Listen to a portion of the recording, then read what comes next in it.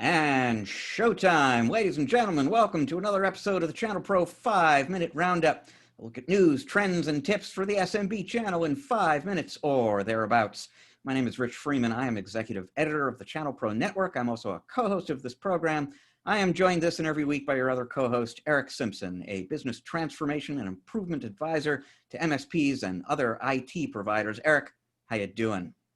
Doing well, Rich. Just wondering when this long week will end. I don't think it'll end today, even if it is Friday. Yeah, I'm afraid that's probably true. And my big takeaway from this week is I want a magic wall of my own, just for the home, where I can kind of game out everything going on in my own life, because it's endlessly fascinating for the folks on the cable channels anyway. Let's put it on the Christmas list. Yeah, you heard it here first, folks. Well, let's go ahead and dive into our top story this week, and it comes to us from Ingram Micro. They did their annual Ingram Micro One conference this week. Seems like just yesterday I was attending the One conference in Denver. That's actually a year ago. This year's show was online. A few sort of interesting things that jumped out from that show. First of all, I had a chance to speak with Kirk Robinson, who runs their U.S. business. And what he had to say really kind of dovetails with a lot of what I'm hearing from channel partners in particular these days, which is to say that, it has definitely been a tough year for everybody. It's been a very unpredictable year for everybody. But if you think back to the mindset back in the spring, I think there were enormous fears out there about how this tremendous recession that was really just beginning at that point might impact this industry and MSPs and resellers and so on. And there has been an impact, a very serious one for some partners, and there's certainly been an impact for Ingram. In their most recent quarter, their profit was up by a little over 2%. Revenue was down in the single digits a little bit. But all in all, their experience has been, and what I'm hearing increasingly from partners is it's been a difficult year in a lot of ways, but not nearly as bad as we expected it to be. And for some MSPs in particular, business is as hot right now as it's ever been. So I would call this a win. This, it's not as if this is the healthiest the industry has ever been, but I'm feeling better about the tone that I'm hearing, not just from companies like Ingram, but from their partners as well. A few other interesting things. Ingram announced that they've appointed a vice president of customer experience. And at last year's One conference, this was something actually that I spoke with Kirk Robinson about, which was just the emphasis that they were planning to put on what they call customer experience. We would call it partner experience. Basically, they want to make working with Ingram as positive an experience for a partner as it can be. And so they've been investing a lot of money in automated tools and in information sharing and other ventures with partners. And now really to just, highlight and put even more focus around that as an important priority for Ingram. They've got a vice president whose job basically is to think about every interaction that happens between Ingram and not just its reseller partners and solution provider partners, but the vendors too, and just look for opportunities to make those interactions better and to make their partner relationships stronger as a result.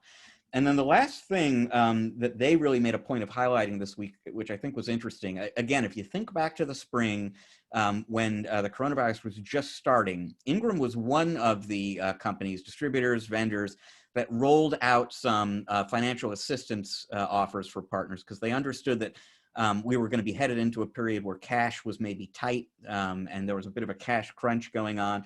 And so Ingram extended credit terms to their partners. They injected over $100 million, if I remember right, of credit into the channel. And it really does look like that, those resources that they made available had an impact for the partners who took advantage of them. According to Ingram, partners who used their financial services grew by 11% on average this year during the pandemic, basically. So at a time when a lot of businesses were declining, the partners who took advantage of that financial assistance grew by 11%. And like I said, Ingram is not the only company that has been offering financial assistance. So food for thought in a number of different areas there, Eric.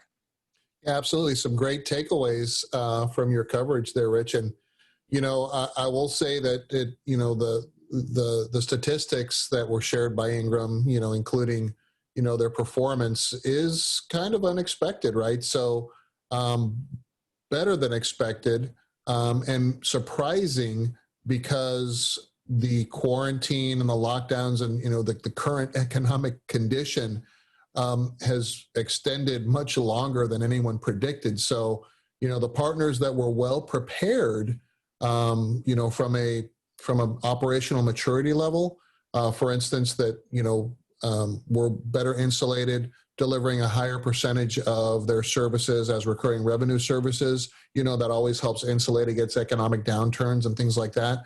But tying into some of the other news, those partners that were well positioned from a financial perspective, that had not waited until something happened to try to go seek larger credit lines or new financing. Obviously, the worst time to go do that is when you need that insurance policy, right? It's the worst time to go find it. So, some guidance here is go position yourself from a financial perspective, from a credit limit perspective, flooring accounts and things like that. Ask for those things before you need to execute on them, so you're prepared, and not have to scramble and have all that extra paperwork and stress, trying to reactively seek some of these best practice business tools to move forward. And the last comment I'll have is regarding that election and establishment of a customer experience C-level executive. I mean, that just shows the strategic maturity level that Ingram Micro is now at, right? That's typically something we hear being, position, a role being opened up when an organization is a very, very high level of operational maturity and identified areas where, we have to focus on the experience of our partners and making sure that we have someone that is ultimately responsible to make sure that we're doing things right and communicating with them and bringing that feedback to the product teams, the marketing teams, the sales teams, the operations teams, in a way that each of these siloed business leaders may not see the entire picture. So, kudos to Ingram on that decision. It is nice anytime you see, a vendor or a distributor decide to focus on experience that way. And like you said, it is a sign of maturity as well. And a sign of, understanding how the market kind of works these days, because customer experience is so central to how people make decisions about who they're going to work with.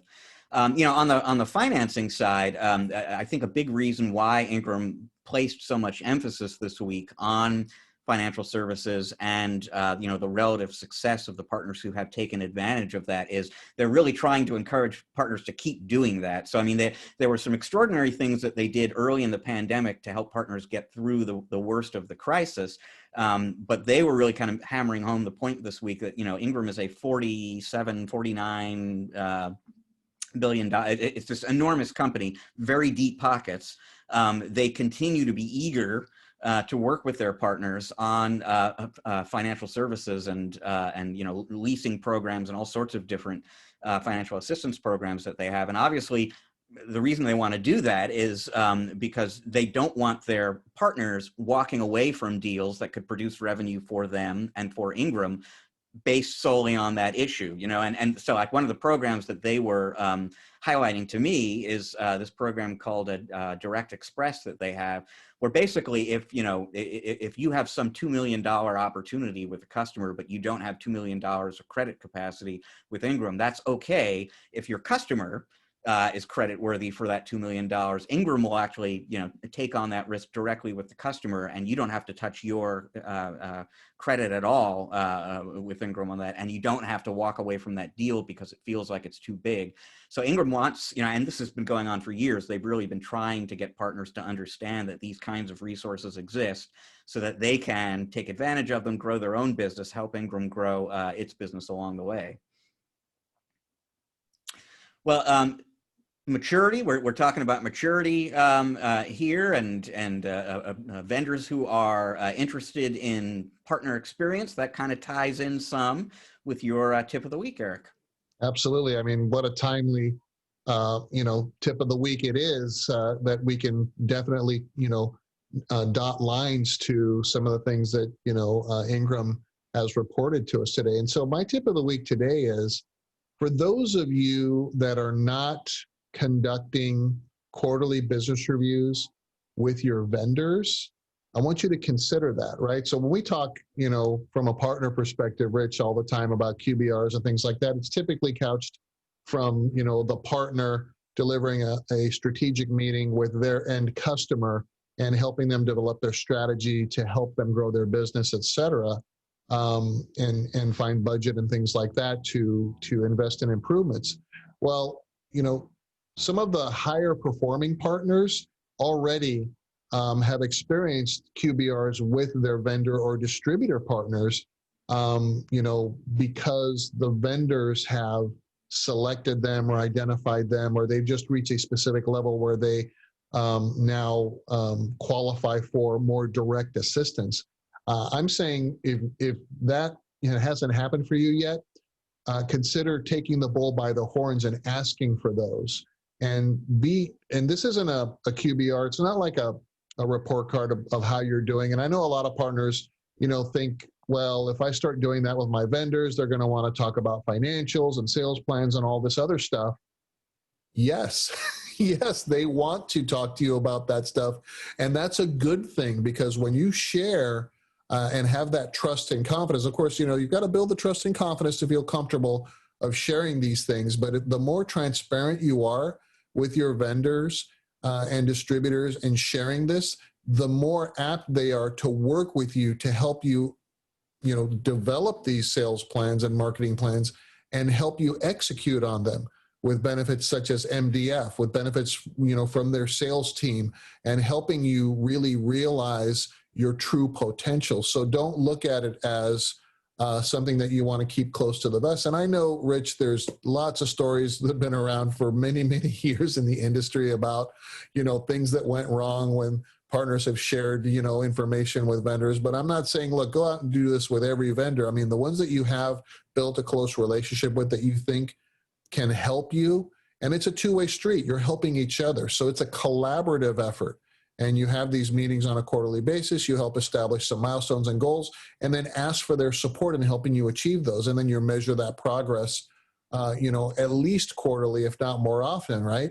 And so MDF, access to internal resources that you may not know existed or had access to in the past, special, guidance to find things inside the partner portal,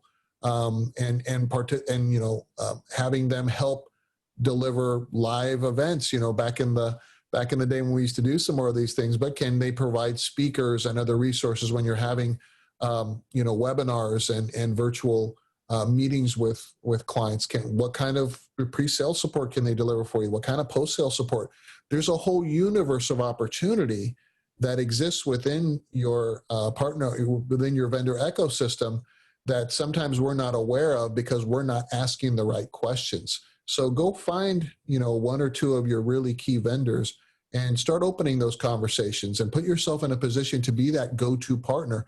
And, I haven't even talked about, getting leads and things like that. The more visible you are with your vendors and your account management team and BDMs, the more that you're top of mind to them, the more willing they are to give back as well in things like lead opportunities. So there's just lots of upside when you're strategic about it and you're having open conversations and working together as a team and not seeing this as what have you done for me lately, right? You got to put a few logs in the fire before you can get some heat out of the fireplace, Rich. Yeah, a few great takeaways there. And one is just you make sure that you're having these at least quarterly business reviews with your vendors. So have the meetings, have the conversations, make sure those are on the schedule. The input to those meetings, as you say, is frank information about where you're going and where you're taking your business. And the output should be agreement on a joint go-to-marketing plan. And, you know, especially if you're talking about a channel-only vendor, it truly is the case that they don't grow unless you do, right? So they have every incentive to help you grow your business. If you can share information with them about how you see yourself being able to do that. And then if the two of you can actually agree to a plan on what to do in the next 3 months to kind of realize some of that potential, it's great stuff for them, and it's great stuff for you. And so, yeah, you know, being strategic about it, picking the most strategic vendors for your business, and then really collaborating with them on that way. I think it's hard for me, you know, admittedly as an observer, to see the downside in that decision.